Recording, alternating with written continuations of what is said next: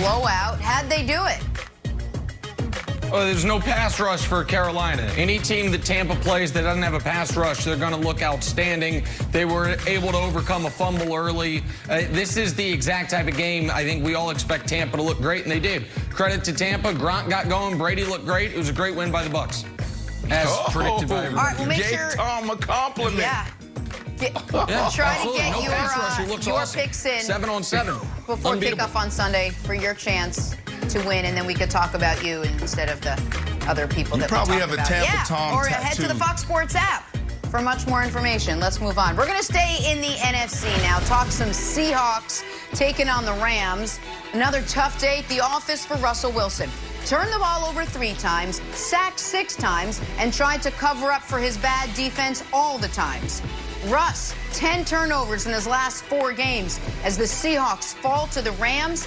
Brandon, Seattle's dropped 3 of their last 4 games now. Are you starting to think of these guys as pretenders after dropping to 6 and 3? Absolutely not. They're just playing really bad ball right now. Think about it. We've been crushing this defense, and then they held them to 23 points yesterday, the LA Rams. But then offensively, they have a couple issues. Number one, you have to protect the quarterback. Everything you do. Their offensive line, they're not doing a great job of that. Russ is getting hit too many times. Number 2, Russ, his feel is gone. His eyes are bad. Think about what got him into this discussion, why he's had so much success early on. Because Russ is that guy that's scrambling, is making moves in the pocket, and then all of a sudden he finds the guy. He happens to find the guy running wide open, or he throws the ball into double coverage and it gets through everyone, or he throws it to Tyler Lockett, and he, Tony toe tap in the back of the end zone. But what's happening now is Russ is doing that. He's throwing the ball in the end zone, and then it leads to a pick. That's their end result. And the last thing is teams know what they're dealing with now. They're predictable on offense. They're a team that wants to run the ball. I know there's a whole lot of talk about let Russ cook. But offensively, when you look at their passing game, it's not really sophisticated. It's not really developed. They don't really do a lot of things well. What they do is, hey, we're going to run the ball, then we're going to take shots. So how did the LA Rams play them yesterday? They eliminated the big play. So when you look at, what the Seattle Seahawks is dealing with right now, they're all fixable issues, but they should be concerned, because if they don't turn this around quickly, then they're going to see themselves in a very vulnerable position. So 2 major concerns for Seattle, and then I'll talk about the silver lining. The first one is that first Russ interception was really concerning because of the manner in which it happened. And Troy did a great job breaking it down during the game. He could have run for 20 yards and a first down. Yep. And for some reason, he felt the need to force this ball. When I saw him let go of the football, I thought it was going to be another one of those where a Seahawks receiver is just standing by himself in the corner of the end zone, because it is so open for him to run for a first down and more. That's issue number 1, that Russ is pressing. I mean, the interceptions over the last 4 games, the fumbles now, 3 fumbles, 8 picks over the last 4 games. That's a big, big deal. That's the first point. Second point is this. DK Metcalf got shut down by Jalen Ramsey.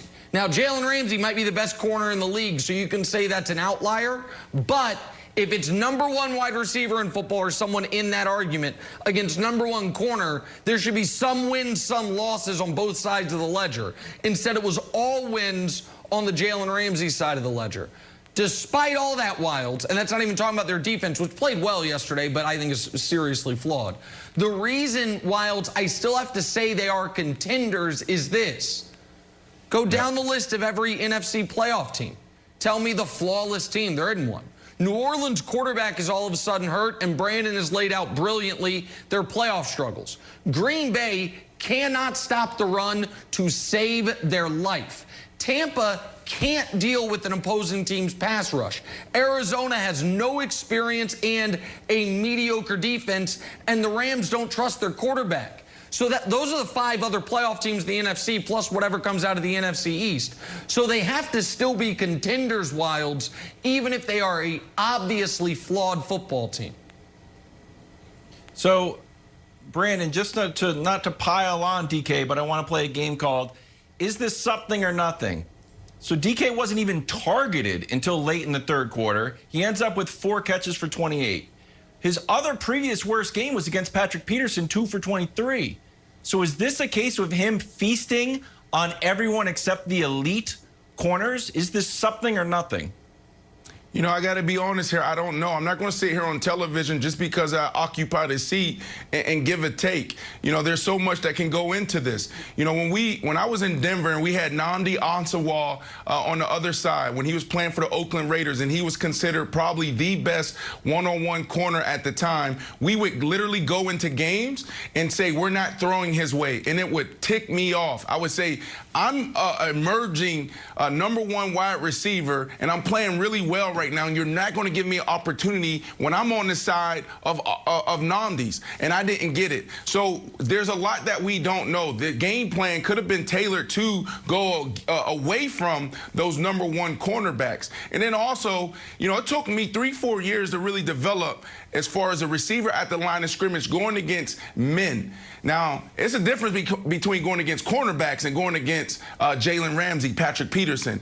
When you're a big receiver and you're a bully, and you go against a bully for the very first time, it almost shocks you. Patrick Peterson, and I talked to him about this on his podcast, and it was about the first time I played against him, I dominated him, and then every game after that, it was a little give and take because he stood up to the challenge. So he's been prepped to go against these big #1 receivers. He does it every day against Larry Fitzgerald in practice. He had me in some classic battles there. Jalen Ramsey is a bully. So DK Metcalf, this is one of the areas where he needs to mature and grow, and that's beating one-on-one press coverage against really good corners, and in particular, big corners, Nick.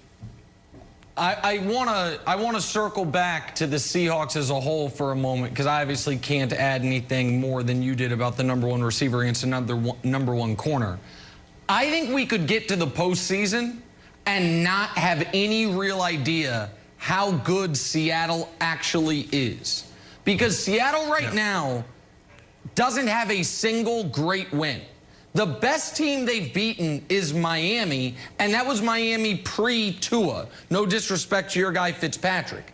After the Arizona game, Seattle plays, and I believe this is the order, Philly, Giants, Jets, Washington. That's 4 in a row. So they can get to 10, 11. They have the San Francisco week 17. They could get to 11 wins without a single great win on the ledger. So I think we're going to have real question marks, Jenna, about how good Seattle is against high-level competition even come January, unless this Thursday they beat up on the Cardinals. If this Thursday they not only beat the Cardinals, but beat up on the Cardinals and send a message, the division goes through them, that'll be meaningful. But if this is a close game or they lose the game and then they reel off 4 in a row against awful teams, I feel like there'll be real questions about what Seattle actually is going into the postseason, Jenna. That's a good point. All right, we're going to table the Seahawks, talk some hoops now. James Harden might be on the move very soon. Wait till you hear his rumored landing spot.